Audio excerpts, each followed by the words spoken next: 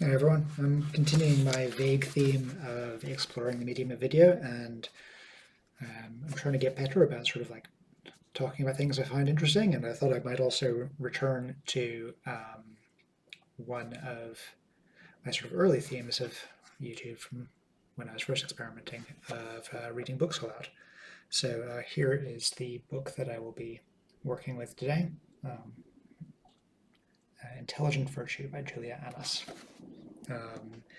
And this is a book that I feel like I liked it a lot when I read it the first time, but I didn't quite get the right things out of it. Like it felt like there was a lot more going on in there than I necessarily was getting, and I'd quite like to.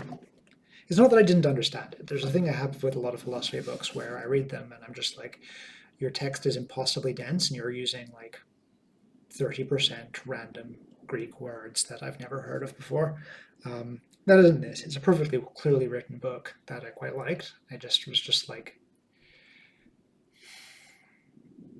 it felt like I wasn't quite grasping the idea right.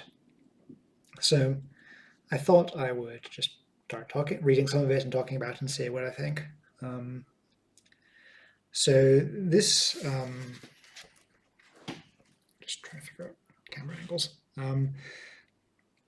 This is from chapter 3, Skilled and Virtuous Action. Subtitle, The Need to Learn and the Drive to Aspire. So she says, virtue is different from mere routine in a way we can also discern in practical skills such as piano playing and tennis. What is the basis of this similarity? It is one which is not to be found in every example of everything we are prepared to call a skill. Some practical skills do seem to involve mere routine. It's true of daily activities such as getting to work, which we are sometimes prepared to call skills. At other times we call them routines or rituals. Nor is it true of skills where there is a large contribution from natural talent. Where this is the case, the similarity that we are interested in does not apply to the contribution made by talent. In the contemporary world, athletic skills are usually developed in a context of competition, and a particular skill may only be developed where there is enough natural talent to win competitions. Nonetheless, we can appreciate the exercise of skill apart from this. We find the important similarity of virtue to skill in skills where two things are united, the need to learn and the drive to aspire. Aristotle famously notes an important similarity between virtue and skill. Both are practical, and so can be learned by practice, by actually doing what needs to be done. Moreover, both involve learning. Quote, what we need to learn to do, we learn by doing.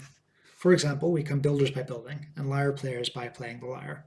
So too we become just by doing just actions, temperate by doing temperate actions, and courageous by courageous actions.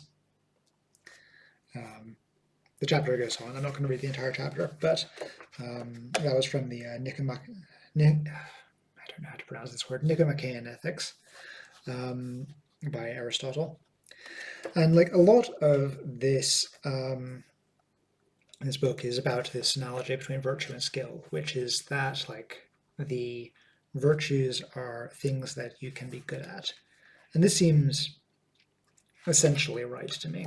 It's like it's certainly been my experience that if you consider the virtue of courage, for example, there's no very well-defined list of virtues either in this book or elsewhere, but courage seems like a reasonable virtue, and it's very much a virtue of essentially emotion management. It's like courage is being afraid and acting in spite of that. It's of essentially like risk tolerance without sort of going all the way into foolhardiness. And you've got this sort of virtue and moderation thing going on in a lot of Aristotelian virtue ethics, where where an excess of a virtue is a vice, like courage taken too far is foolhardiness. And sort of core to the idea of virtue ethics and sort of how to live a virtuous life is this idea of, again, I don't know how to pronounce the Greek, phronesis, I think phronesis, meaning practical wisdom. And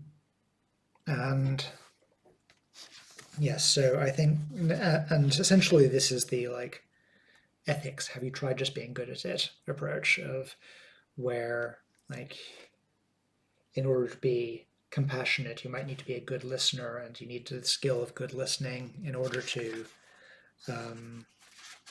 be courageous, you need to learn a lot of emotion management. You need to learn a lot about sort of like appropriate assessment of risks, like the difference between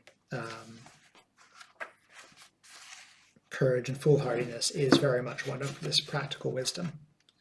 I thought that the Aristotelian claim that you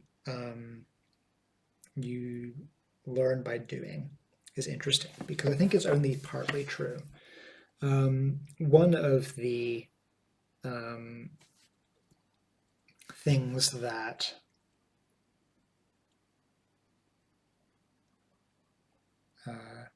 so I read Peak by Anders Ericsson recently, which I would say is very good in many places and and I think is a good example of this is why I need to get better about learning to talk out loud. It's very good as far as it goes, is what I'm trying to get at. And I wouldn't necessarily trust all of its general conclusions, but I think if you wanted to be as good as you can be at the thing you want to be good at, following the instructions in Peak is probably a pretty good start. And one of the things he talks about is basically that you don't just learn by doing. You cannot learn, like if you just do the thing and you keep doing the thing, then what happens is you eventually plateau, and you hit the point where just like through repeated, where mere practice is not enough. You need to reflect on the practice. You need external validation. You need to sort of develop some underlying theory. It's at each point you need to be able to accurately answer the question of like, what is the thing I need to be able to get better at? And you need to progress on that. And Ericsson essentially is convinced that you cannot do this without external support. You need some form of coaching in order to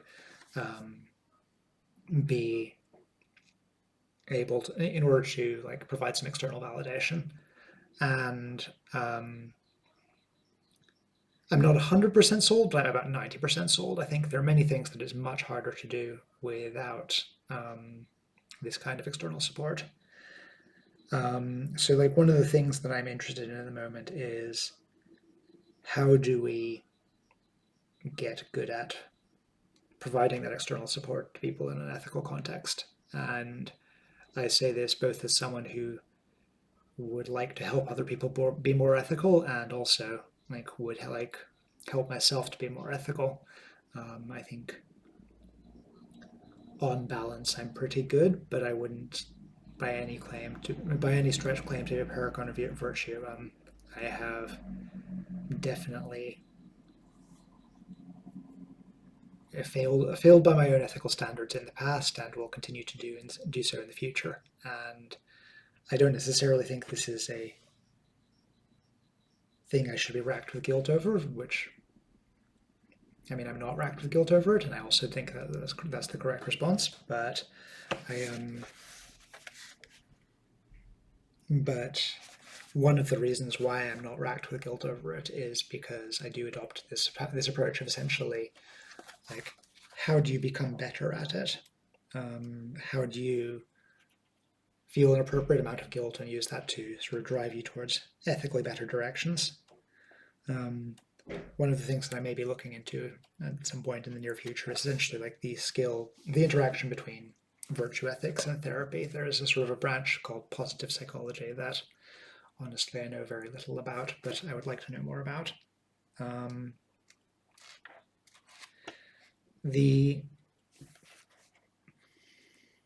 One of the things that has sort of prompted me to revisit this book and to be talking about it is that there was a great tweet by Visa recently, which was his phrasing was, let me just read this out. You are not a bad person, you are just incompetent. Former gifted kids particularly prefer to stew in the misery of perceived moral failure rather than admit incompetence, because the latter violates their self-image. And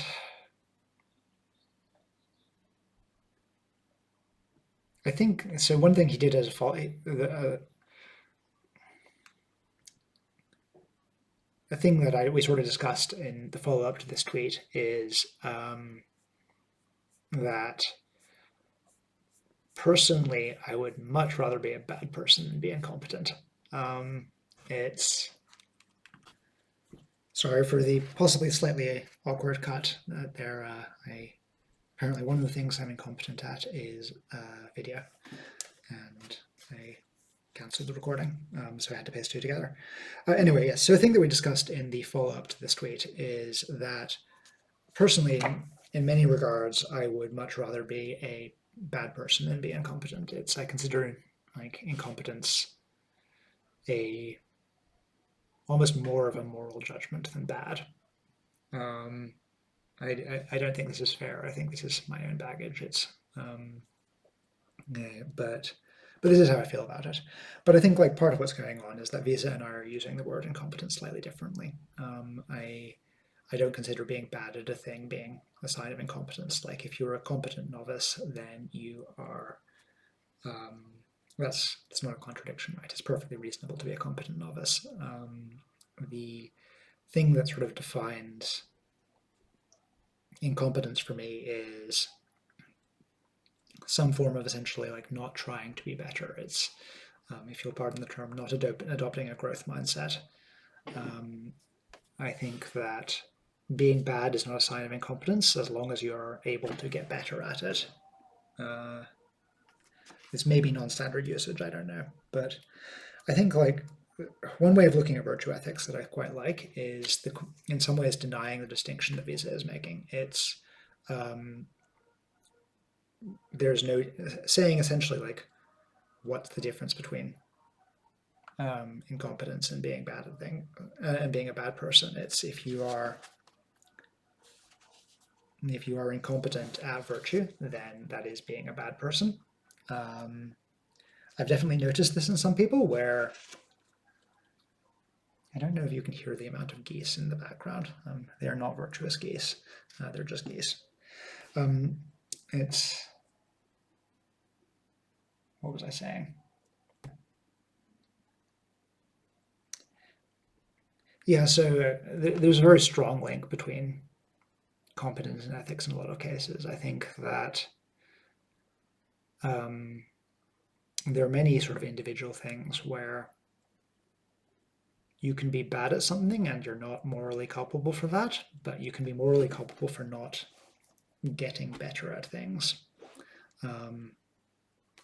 It's a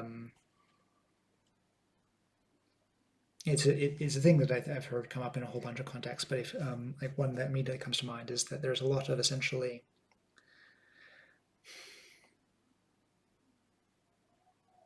like suppose you're a very angry person, you have difficulty sort of controlling your emotions. You have difficulty processing anger in a healthy way. If you're 5, that's not something you're morally culpable for. Like you're just a child, right? It's the responsibility of the adults around you to essentially like teach you how to do better. If you're 50, then you probably should have learned by now. And it's both an ethical failing that you are behaving this way at your age, and also like the deeper ethical failing is that you have not decided to become good at it. You have not approached this as something that you are culpable for and responsible for learning the skills. And one of my sort of ongoing interests is learning for myself and teaching what's called the hidden curriculum, the stuff that you are supposed to learn and don't, because it's not actually an explicit part of the curriculum. It's not something anyone ever sits you down and tells you. It's just something that you are supposed to pick up and supposed to figure out because it's obvious, right? And usually it's only obvious if you're like a well-socialized neurotypical from a healthy background or of the right class or whatever. And I think a lot of moral behavior is this sort of hidden curriculum stuff where there's no one teaches you how to do it, right? It's if you're really lucky, someone has sat you down and taught you it's bad when you do this. Like hopefully someone has explicitly told you don't punch people, and sort of simple moral rules of the form, like we will punish you if you do this, therefore don't do it. Those tend to be taught, but more proactive, positive things of how to be kind to people, how to be courageous, how to be generous. These are not really things we ever teach people, and don't even have particularly good guides to learning for ourselves. Why am I interested in this? I guess one of the reasons why I'm interested in this is that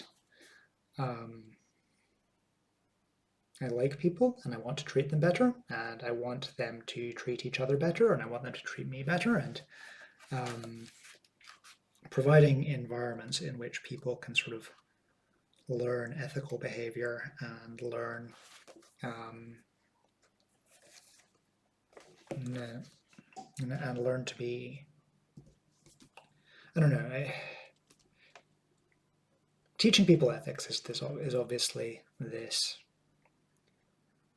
weird dance between I want to brainwash them in order to behave exactly what my vision of a good person is like, and I don't want that, partly because the whole starting point here is that I don't know what a good person looks like. I don't know how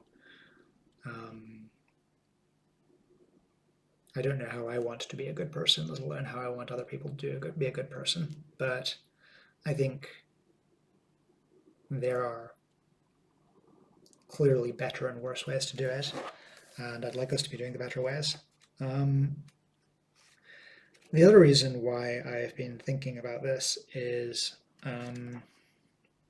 one of the sort of things in this book that I sort of still need to process and still need to think about a lot more is she's very big on two things that I broadly agree with some heavy caveats. One of them is that the idea of like the unity of the virtues. It's and the idea is that I don't know what the idea of that is entirely. Let me actually do some reading.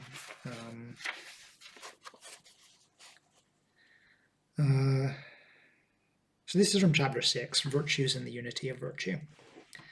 The last chapter introduced an idea which was not supported there, namely that the fully successful exercise of one virtue depends on other aspects of the person's character.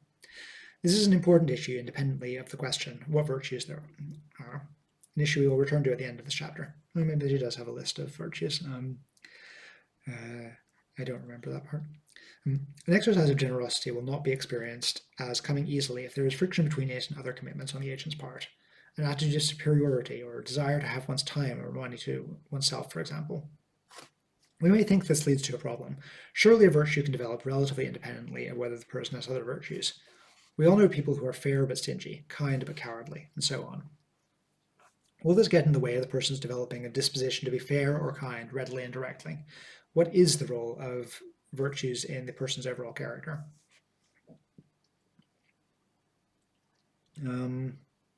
Can skip some things.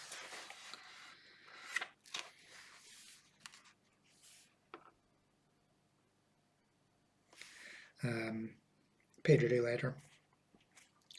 Aristotle's argument for the unity of virtue, understood in this way, is simple and perhaps for that reason powerful. The way our characters develop is to some extent a matter of a natural endowment. Some of us have traits by nature. We will tend to act bravely or generously without having to learn to do so or to think about it. This is natural virtue, which we have already encountered. It's been a while since I read the book, so I don't remember encountering it, but okay. Different people will have different natural virtues, and one person may be naturally endowed in one area of life but not others. Naturally brave, for example, but not naturally generous. However, claims Aristotle, this can't be the whole story about virtue. For one thing, children and animals can have some of these traits, but in them they are not virtues. Blah, blah, blah.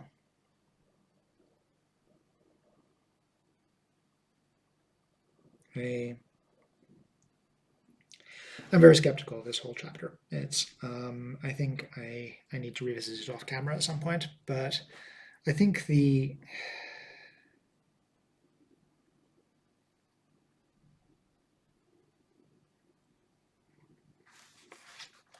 maybe this is a limitation of the format where I need a bit more processing time. So I'm not going to try and do that now. But I think there's very much a thing where I've personally encountered where your bottleneck on moral development may not be where you think it is. It's like if we consider the virtue of kindness, there is definitely a point at which the thing that is bottlenecking you on getting better at it is sort of fear of the judgment of others or being vulnerable to others.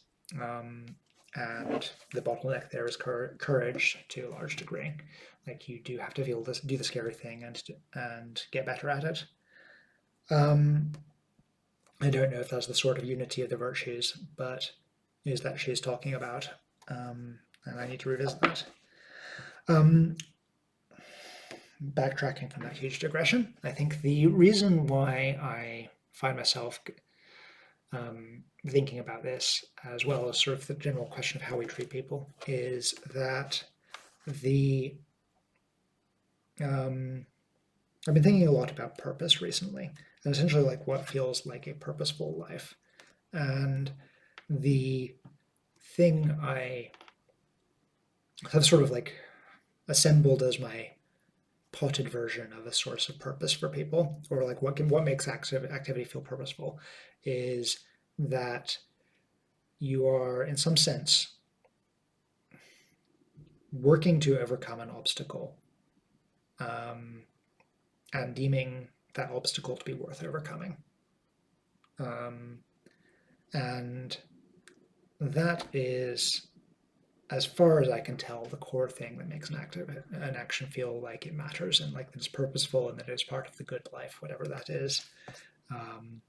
And I am probably repeating something that Aristotle has said at some point by saying it that way. I've still not read the Nicomachean Ethics, and we've established how well I understand this book, which is not that well.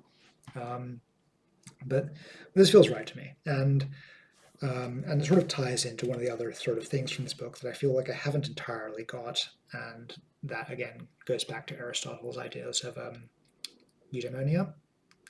Let's say eudaimonia, which is virtue is part of living a happy life. It's part of feeling your life is fulfilling and meaningful. And I think part of that is that having a notion of what is good and is very tightly tied to any possible notion of what obstacles are worth overcoming. And I think this in turn ties back to the skill analogy that sort of comes up over and over again, where like you get good at the things that you think are worth it. It's depending on who you ask, natural talent may or may not be a thing. My inclination is maybe, but less of a thing than we treat it as.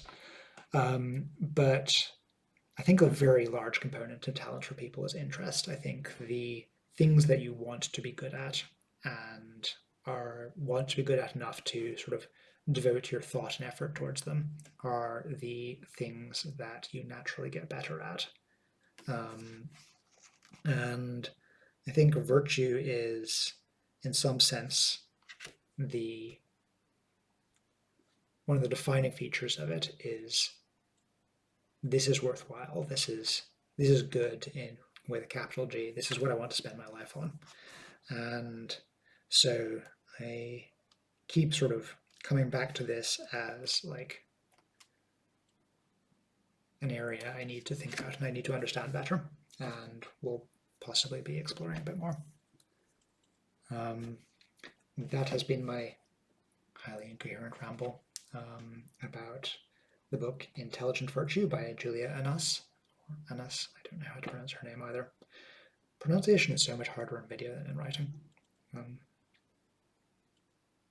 But anyway, this has been my explanation. Thank you very much for watching, assuming you did. I would tell you to like and subscribe, but this channel is so haphazard that honestly, don't. If you want to like and subscribe, you can, but you probably won't get a lot out of it. Bye for now.